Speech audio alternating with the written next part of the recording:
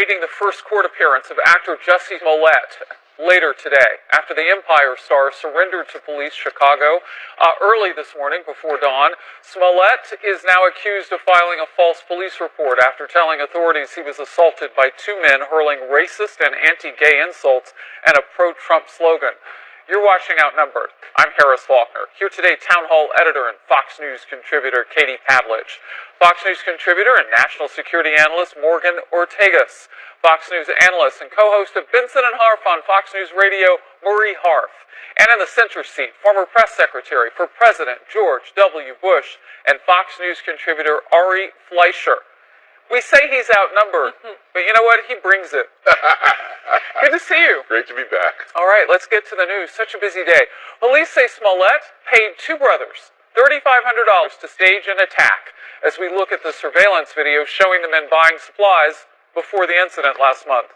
They are now considered cooperating witnesses in the case, and Smollett has gone from victim to suspect. A short time ago, Chicago's police superintendent Eddie Johnson did not hold back his reaction to the alleged hoax.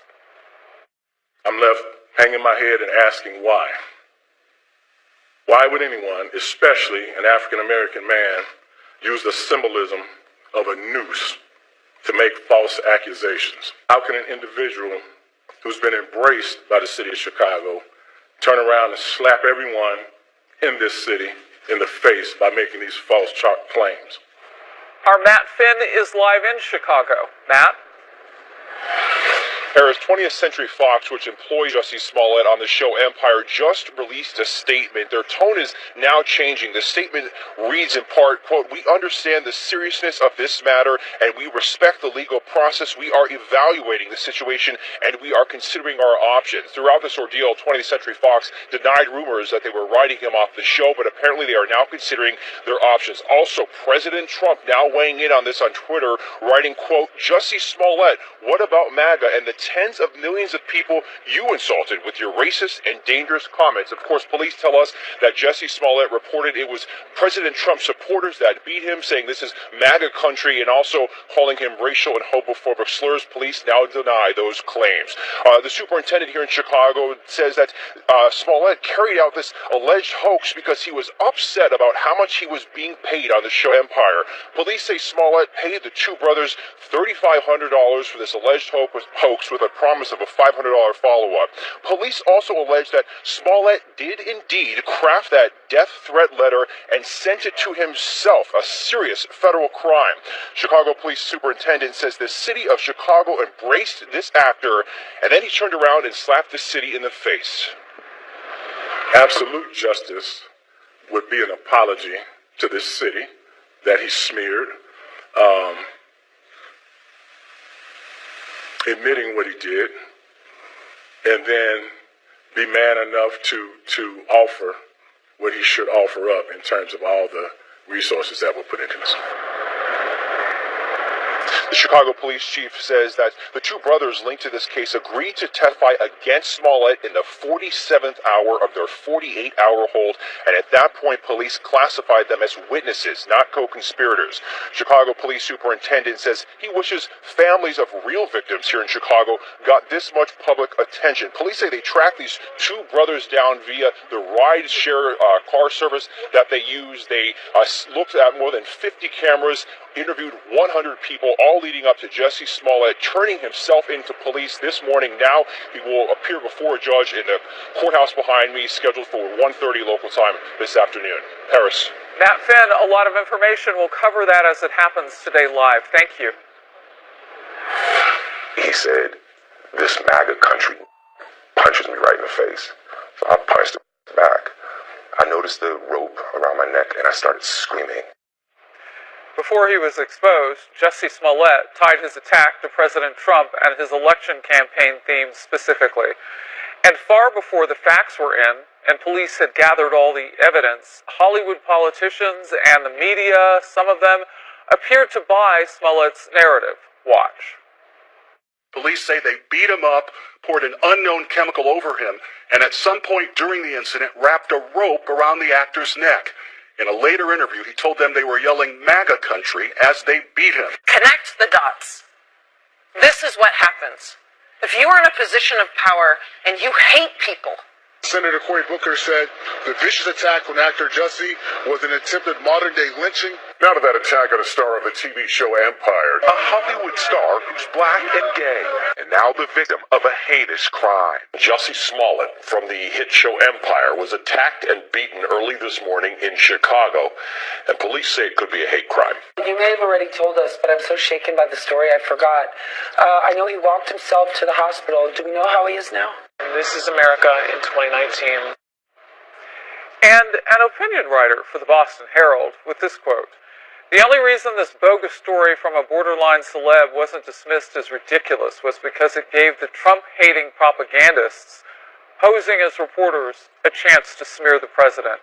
It's the same reason the press packed former Governor Bill Weld's speech in New Hampshire last week.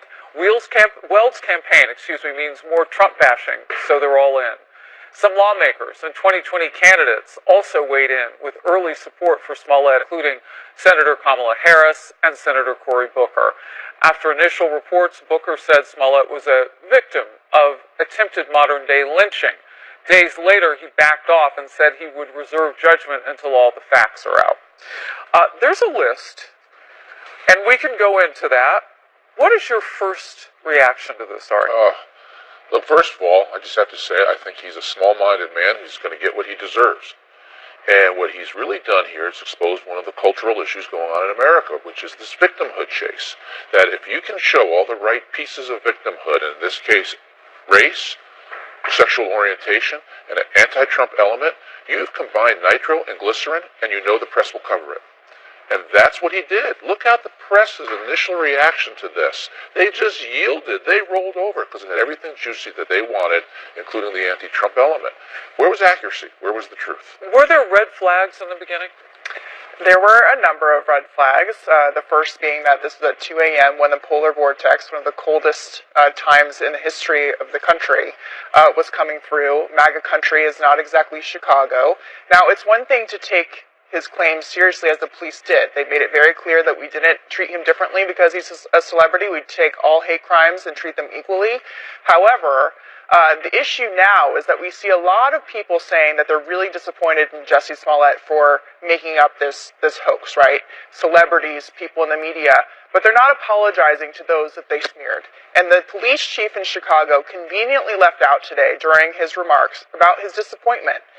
He conveniently left out the political element of this. This was not just about a young black gay man making up a hate crime based on just racism. This was about him accusing millions of Trump supporters of being racist. If you support MAGA, let's not forget, in the letter that he sent, that he made up, there was a man hanging from a noose and MAGA next to it, which is in a gun next to it, which is a death threat. So he didn't just smear the city of Chicago. He smeared millions and millions of people the media has been trying to paint as racist for 2 years. And there is a layering, Morgan, in terms of the effort legally against him now, because if it's proven that that note that also sort of perpetrated this further talk about what had happened with him, if that was what he was saying was evidence that something was coming, the FBI now has offered to take a bite of the apple too. They want to see what the truth is. Right, as they should, because, you think every officer, whether it was the FBI or the police department that are working on this, are not working on the at least 18 people that have been killed. A news report today said there was a 1-year-old, right? So there's so many victims here, whether it's the people in Chicago whose family are dealing with real murders, whether it's the number of anti-LGBTQ and hate crimes that have actually gone up in this country, all of those people who are victims. But what I think is fascinating is that this story is going on at a time when Ambassador Rick Grinnell, the president's openly gay ambassador, is pushing to decriminalize homosexuality, which is illegal in at least 71 countries. They recently hanged someone in Iran for being gay. So I think everyone who has came out, what I would like to suggest is everyone who came out and jumped the gun on this story and bashed Trump supporters, did all this, why don't you look at the effort that Ambassador Rick Grinnell is doing and channel some positive energy to decriminalize homosexuality in 71 countries. That's what you can do to make up for the grave errors in judgment that I think you had over the past week. Well, and to add to that, I mean, what the superintendent of Chicago said today was, we have been solving other homicides throughout this entire thing. We don't, divert the resources, but it does cast a shadow over those people who come forward with legitimate cases, which is what you're saying, Morgan. Well, and to Morgan's point, the FBI statistics say for the last 3 years, hate crimes are up in this country significantly, as much as 20% by some estimates. Do you think he took advantage of that? I don't know. Potentially. I don't know, but if he himself knew he was taking advantage of that or even knew the reality, the problem is hate crime is a serious problem in this country, and his irresponsibility in this action has made it harder possibly for other victims to get believed in this situation. Right. And that, I think, is a real problem here. We also have real people using political language to threaten violence that now may not be taken seriously, like this Coast Guard lieutenant we saw in Maryland. That's a huge story as well. And the police chief, when he started that press conference and said, I wish all of you showed up when there was a young child killed by guns. In Chicago, I wish there was that much attention paid to those kids who were killed. Yeah, the criminals who are carrying out those crimes. But the other element of this that is important to talk about is the rush to judgment on social media, on Twitter, and the role that journalists and people in Hollywood have played in going on Twitter and not actually verifying sources, retweeting things they haven't verified, and saying things maybe before they've actually thought about what the facts of the case are, what's actually going on, does this make sense? And I think in media, the big question is, should journalists be held to the same standard on their Twitter feeds as they are when they're filing a story that's gone through an editor? I think the answer to that is yes. And there were those of us, and Ari, I don't know if you and I have talked about this, but we may have just in the past with sort of this Twitter jump in. It's an added layer of responsibility on those of us who call ourselves journalists. And there's a reason why many of us didn't click on that. Howard Kurtz and I have talked about this. We didn't click on that and we didn't do it with Covington. We didn't do it. I asked a question, if this is not true, will there be false charges?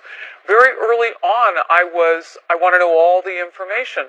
But that's age and experience, potentially. I make the distinction between Hollywood people or activists and what they say on Twitter versus journalists. There's nothing different between Twitter and writing something or putting something on radio or TV. It's a communication by a journalist. But has that line been crossed by journalists? But of course the line's been crossed. Twitter has exposed journalism for what it is, and in this instance, how many other reporters are covering it now? I watched CNN this morning, and they haven't made a mention of the MAGA issue.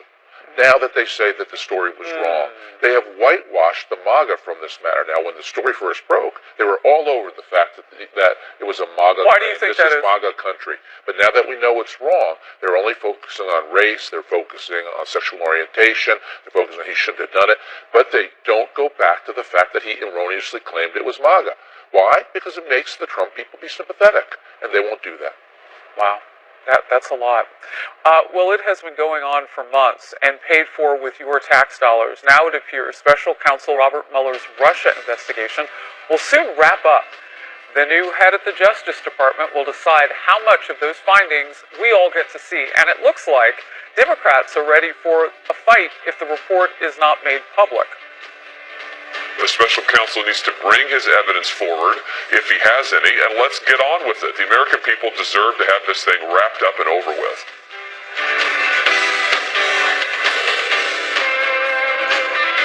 It's been hanging over the Trump presidency for months, but now the special counsel investigation may be finally coming to an end. Several DOJ sources tell Fox News that Robert Mueller could submit his findings to Attorney General William Barr soon. But we understand that President Trump's legal team has received no formal notification that the investigation has wrapped up. Special counsel guidelines stipulate that the Attorney General determines the public release of these reports, but questions remain over which findings in it will become available for everyone to see. President Trump says that decision is in William Barr's hands. Watch. Should the Mueller report be released while you're abroad next week? That'll be totally up to the new Attorney General. He's a tremendous man, a tremendous person who really respects this country and respects the Justice Department. So that'll be totally up to him, the new Attorney General. Mr. President, what do you expect from Australia? Now, I guess from what I understand, that will be totally up to the Attorney General. Meantime, Democratic Senator Richard Blumenthal is outlining what happens if the AG does not provide what he considers to be a comprehensive picture of the report. There'll be subpoenas from Congress, including, I hope, from the Senate Judiciary Committee, where I sit, but there will also be a public perception of cover-up. Because if William Barr believes, I think he does, that a sitting president can't be indicted, I disagree with him, and he brings no charges that Mueller says can't be brought, and if there are also no public disclosure, the public rightly will feel that there is a cover. So, Ari, the country has been through a lot on this. People want transparency when it comes to the report, whatever it says. What is your take on the latest news that it may be wrapping up again? We've been through a lot of damaging issues because of this, and they have to be looked into. But to understand the division that this has created, the people who just think Donald Trump, they never accepted the election. And so they sought a criminal path to get him out of office. That's what they want to believe, to the point where the Democratic vice presidential candidate said that Donald Trump engaged in treason. We do need, as a nation, to have a full, fair, transparent accounting of what has been found. And Bob Mueller, who I have defended since the day Bob Mueller was hired, because I still believe in his integrity, he owes it to stand with William Barr at a news conference, and Mueller needs to explain the facts, and Barr needs to explain what will or will not happen as a result. And the country needs to know. We need to know everything we can, with the exception of the counterintelligence information, which may have to stay secret. But anything involving culpability, anything involving lack of culpability, this country deserves to know it all. So we can either say this has been hysteria, and the president is owed an apology, or the president colluded, or his team colluded, and we need to know that too. The country deserves to know it. Right. Yeah, I totally agree. And we always talk about collusion or conspiracy and that piece of it. There's also the obstruction of justice piece. So there are a couple pieces here of outstanding business that Bob Mueller was tasked to look into. I absolutely believe that you will hear pressure from both sides of the aisle to have this report released publicly. I think it would be terrible for the country if it wasn't. And there are a lot of Democrats, Ari, who don't fall into that camp of they never accepted the election, they just want Donald Trump to be impeached. I put myself into that. No, but don't laugh. I put myself into that category. Donald Trump won the presidency. I also think Bob Mueller was right to be appointed, and these are issues we need answers to. There are a lot of Democrats who I think fall into a category of there's shady stuff that's been reported, but we are waiting for Mueller to tell us the whole truth. Way too many Democrats jumped off the rail at the beginning and accepted the worst-case fears, boycotted his inauguration, but a lot never didn't. stopped. But Marie, those are in two different lanes. What you're saying is shady stuff has been reported. Well, who's been reporting it? Because this has been a pretty leak-free investigation. Court filings from Mueller, court filings from Bob Mueller, and in the Southern District related to the investigation. Okay, but that's not reporting, because that would be the media. Well, I do think that there have been some missteps there, too, within some of the, jump to the rush to judgment within the media on, oh, it's wrapping up. No, it's not. This person's carrying out a box. No, they're not. I mean, we have been kind of perched to see what would happen, but some people are not patient, like Representative Al Green, one of the Democrats, who would love to see this president be impeached. Can't wait for the investigation to wrap up. Now you see, a movement among a Democrat-led House. Where are they going to fall? Are they waiting for Mueller's investigation to wrap up? What if it's not next week? Are they willing to wait for the facts? And then at the end of the day, the man who was just put into the position of Attorney General, even the president had said, didn't know this, actually has a really good relationship and professional past with Robert Mueller. Democrats have said they believe Robert Mueller and his, ability to get to the truth. William Barr has been our AG before. Some Democrats, not a lot, but some voted for him, for his confirmation. When all is said and done, if those things don't exist, collusion and those other things, collusion's not a crime, conspiracy, if those things don't exist, will Democrats move on? But Morgan, will they let it go? To that point, Democrats seem to be downplaying now the possible results of the Mueller investigation in case they don't get what they want, which is why they're now launching all of their own investigations. Well, but I would just say to keep in mind, and Marie knows this well because we both worked in government and the intelligence community, that this is a counterintelligence investigation. So the caveat that I would make to releasing the full report is there may be things that aren't disclosed because it would reveal sources and methods and that sort of thing. So keep that in mind. But I think the audience that matters the most here is not the House. It's not even the American people. It's Senate Republicans, because Senate Republicans are the ones who are ultimately going to decide the fate of this president when the report does come out. And so that's my real audience and who I'm looking to see what they say next week. All right, well, speaking of next week. In the meantime, President Trump's former attorney, Michael Cohen, agreeing to publicly testify next Wednesday in front of Congress after a federal judge granted Cohen a 2-month postponement to report to prison as he recovers from surgery. House Oversight Chair Elijah Cummings also announcing that a list of topics has been agreed upon, and lawmakers will limit their scope of questioning after consulting with the Justice Department. Ranking Republican Jim Jordan not happy, writing in a statement, quote, "Giving a platform to Cohen is beneath the dignity of Congress, and I am saddened that Democrats have sunk so low as to promote an admitted liar just to satisfy Tom Steyer and the political forces on the left, who will settle for nothing less than impeachment." And interesting timing as the testimony comes on the same day President Trump is overseas for a second summit with North Korea's leaders. So, Marie, Michael Cohen is an admitted liar. He's been prosecuted and convicted and admitted that he was guilty of lying to Congress. So is this a witness that people should be paying attention to? Well, I think we actually heard from both sides of the aisle, many of them, not Jim Jordan, but many of them in Congress saying, Michael Cohen came into our house and lied to us. We need to get him back up here. And I think there was broad bipartisan support for that concept, that he needed to come back and fix his testimony because they do want the truth. So it will be very interesting to see next week. Michael Cohen is testifying in public and then in private to the intelligence community. Some of that may unfortunately leak, but I think it will be interesting to see how Michael Cohen answers some of these questions, what insight he's able to give. But look, you lied to Congress, go back and fix it. Morgan, this comes at the same time that President Trump is going to be holding his second summit with Kim Jong-un in Vietnam. Tell the truth. It'll be interesting to see, I think, what the media does in terms of the coverage, whether they will be covering this historic summit or giving more oxygen to Michael Cohen. I don't have a problem with Cohen going back to testify. That's up to the chairman of the committee, right? That's the prerogative. And certainly when the Republicans were in power, they called plenty of people up that irritated President Obama. It's part of the game. Everybody plays the game. So I don't have an issue with that. I do have an issue with the timing. I think when the president is overseas in one of the most pivotal negotiations likely of his presidency, playing politics during then, I would say move it a day or two. Don't have it while the president is overseas conducting such a crucial negotiation. Well, Ari, the timing is interesting too. I know he had surgery and he canceled a few times, and then there were reports that he was out and medical questions and blah, blah, blah. But the fact of the matter is now he's got a 2-month delay before he goes to prison. We may see more of him. Yeah, I mean, to me, this is kind of like watching a rerun. I don't know what the juice is left. Do they have Twitter in prison? We've heard what he said. We know what he's going to say. Look, there's only one new question I would have for Michael Cohen. The most damning thing Michael Cohen said was that the president made the hush money payments to Stormy Daniels in a Playboy model, and that's raised the FEC, Federal Election Commission, issue, and people argue about how serious that is.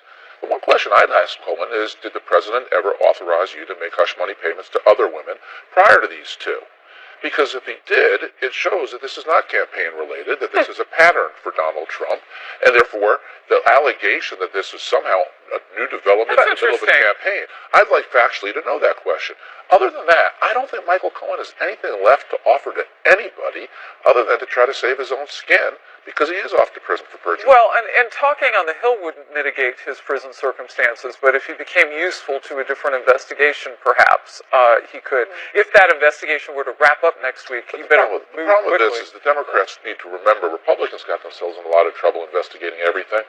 I think it worked for Republicans. Have that same risk. No, I think it backfired on Republicans. I totally disagree. Policy is the way forward to do things the American people actually want you to do. They can get pretty exhausted, especially in divided government, if the only thing you can do is investigate the people you don't like. I think the multiple investigations into Hillary Clinton painted a picture of her publicly that it was very hard for her to overcome. Some of it her own fault. I am not removing her from responsibility. I think investigation after investigation. But she met that with elitism. She didn't meet it with. Fine, Harris, but like the narrative that people would say about her was in large part formed by those multiple investigations that Republicans Republicans would say she wasn't investigated enough. That she was a liar. But we will move on.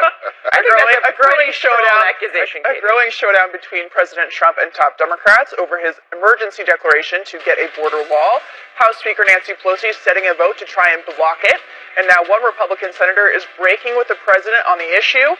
Will others follow? Or will the GOP stand with the president on building the wall? That's up next.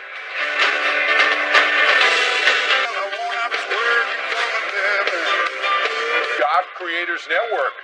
They blame the Democratic Socialists for Amazon canceling its New York headquarters, which will cost 25,000 jobs and billions of dollars of economic activity in New York. She tweeted back essentially that this particular ad was being placed by some folks who are aligned with the president to try to make her look bad.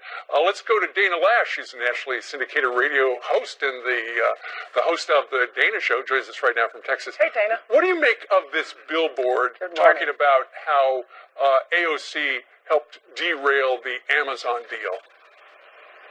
Well, the truth hurts, doesn't it? She's exactly responsible, I think, for this, and that's why there are other lawmakers from the state of New York going at her as well. I talked to a lot of people when I was up in New York just recently. I was on my way to Connecticut to speak at Yale, and I heard from a number of people that these are just working class people who are upset with the tax revenue that is being lost because of her actions in this area. She thinks it's because she was attacking Republicans on Twitter saying, well, people think I don't understand what I'm talking about. Because you don't. Yeah. She was actually tweeting that there's $3 billion sitting around somewhere that New York was just giving to Amazon. She has an egregious financial illiteracy problem. And I think maybe she needs to get a refund on her degree. Well, can you believe she was celebrating? I mean, this is a major company. It could bring billions of dollars. It could bring lots of jobs. And she was celebrating that we lost the deal. Yeah, a lot of good paying jobs, 25,000 jobs coming into that area.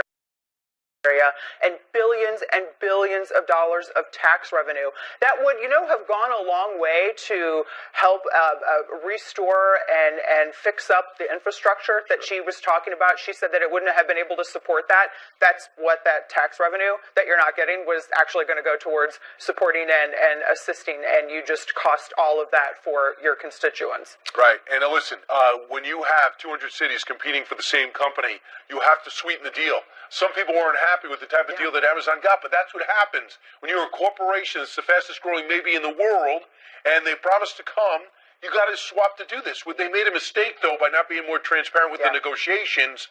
And Mayor de Blasio blames Amazon, by the way, for pulling out just because of a little heat. They didn't need it. They don't need to be protested. This should have been a trophy ceremony. Instead, it was a protest platform. Exactly, and I completely agree with some of the criticisms on the negotiations as well, and I don't like giving these sweetheart deals to companies that are coming in while penalizing the companies that have been there, adding to the tax base for years and not giving them, these same opportunities. But this is how the game works until the game is changed, but this is how the game works. And they missed out on billions in revenue in the process. Now, was it worth it? Was it worth it for all of those people in the end when you do the math? No, it wasn't. She did tweet out after that ad came out, a few things effectively communicate the power we've built in fighting dark money and anti-worker policies like billionaire-funded groups blowing tons of cash on whack billboards, when we're talking about this one is funded by the Mercers, who have been big supporters of Donald Trump. Meanwhile, last night, way past our bedtime, on the Late Late Show, Elizabeth Warren was talking about the president who has declared a national emergency at our southern border.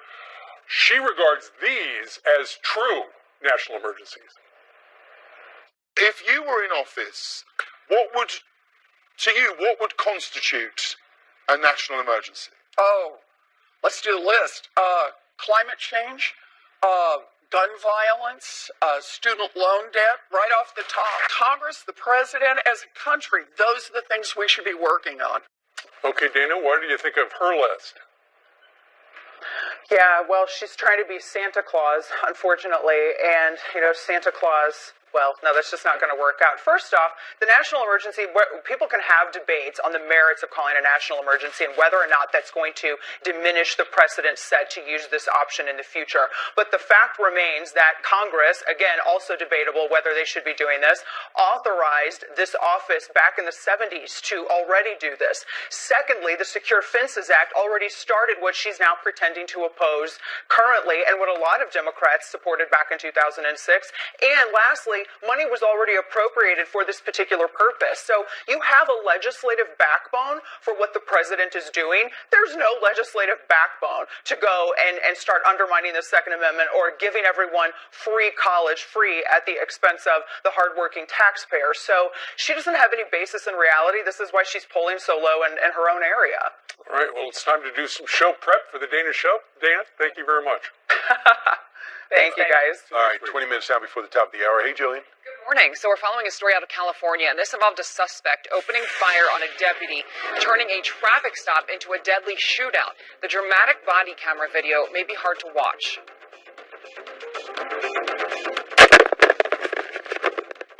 Shots fired, shots fired.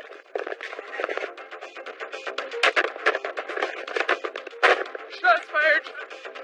Wow. The newly released video shows suspect Javier Hernandez Morales firing a gun at Deputy Riley Jarecki before she fires back and kills him. The California deputy was not hurt. She's on administrative leave. A bill to ban abortions after 18 weeks advances in Utah. Lawmakers narrowly voting the proposal out of committee in the state house. Abortion would be allowed for women who got pregnant after being raped or if their child had brain abnormalities. Planned Parenthood says it will challenge the measure if it becomes law. The bill now goes to the House floor for a debate.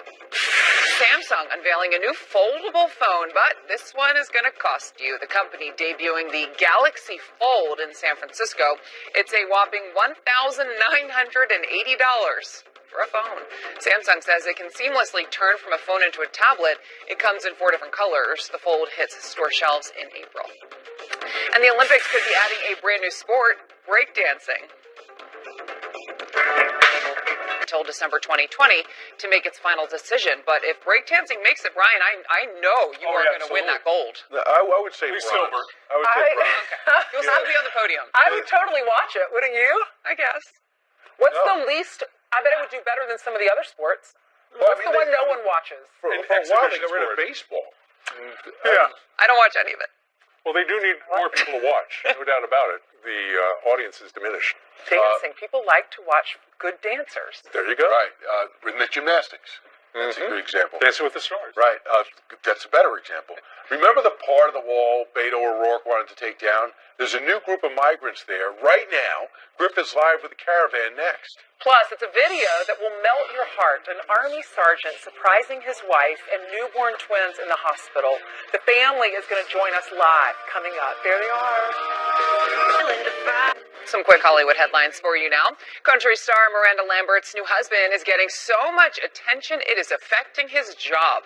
NYPD officer Brendan McLaughlin reportedly taken off of foot patrol and put on driver duty. But this isn't his first run-in with fame. He went viral in 2015 for dancing at a New York City Pride celebration. Look at those moves. And actor Chris Hemsworth will play one of the most iconic pro wrestling characters of all time. You shall feel the wrath of Hulkamania. This is where the power lies. The Australian actor will play Hulk Hogan in a new Netflix biopic. A release date has not been set, but I think he's going to have to bulk up a little bit, put on a couple pounds for that. Will he play How's he going Thunderlips? to do that? I don't know. Can't wait. Meanwhile, take a look at this. A brand new wave of migrants have arrived at the border with the United States and Mexico, and they are waiting to come into the country. They're now camped out near the same border that potential 2020 candidate Beto O'Rourke promises to take down a fence if he becomes president. Griff Jenkins is live on the ground down in Mexico with the caravan as the migrants are preparing to start their day. The sun's coming up. Hey, Griff. Yeah, the sun's coming up, guys. Good morning. We're in Juarez, just across from El Paso, but that 1,000-plus caravan, another one coming across Mexico's southern border. You can see here, this is a typical shelter. There's 2 in Juarez. The police watching this one. We have video. We were in the other one yesterday. You can take a look around. It's the same scene with crowded conditions. Both of the shelters here are maxed out. Let me show you the numbers of what's happening in El Paso this year. In fiscal year 2019, they're up 478%. You have more than 43,000 apprehensions happening in the last 5 months compared to just over 7,000 last year. That is going to be information that many House Democrats are going to learn when they make a Codell trip down to El Paso later today. Meanwhile, we talked to one of the migrants inside the shelter yesterday named Randy Davison. Randy says that he's very happy to hear Democrats want to take the wall down on our border, but he's worried about a wall being built on Mexico's southern border. Listen. Mexico ain't planning to build a wall. If Mexico was planning to build a wall, then I won't be worried about it. Because then you can't come back. Then I won't be able to come back. And Guatemala very ugly. It's like the same Honduras. And DHS Secretary Kirsten Nielsen, by the way, guys, made a trip yesterday to El Salvador to try and meet with the Central American countries, Honduras, El Salvador, and Guatemala, to try and stem the root problem of what all of these caravans are coming. But one thing's for sure, they're not slowing down here, and the officials in Juarez are not happy about it. Guys, can just imagine. All right, Griff, thank you very much. Meanwhile, it's a surprise she never saw coming. An Army sergeant from Kansas flies all the way home from Kuwait to meet his wife and newborn twins in the hospital. The Cooper family joins us live from the Sunflower State. Coming up. 8 minutes before the hour, we are awaiting a news conference in Chicago where police will be updating us on the arrest of actor Jussie Smollett. We will bring that to you live when it begins. Plus, President Trump saying an Alabama woman who fled the U.S. to join ISIS will not be allowed to come home. The attorney representing her will join us shortly. And Covington High School's Nick Salmon slaps a massive lawsuit on the Washington Post. His lawyer is speaking out and will join us live. Big 3 hours coming up on this Thursday morning in America's Newsroom. Join Bill and me, top of the hour. A new mom of twin girls bursts into tears when a very special person shows up at the hospital. And get started, all right? Okay. Oh.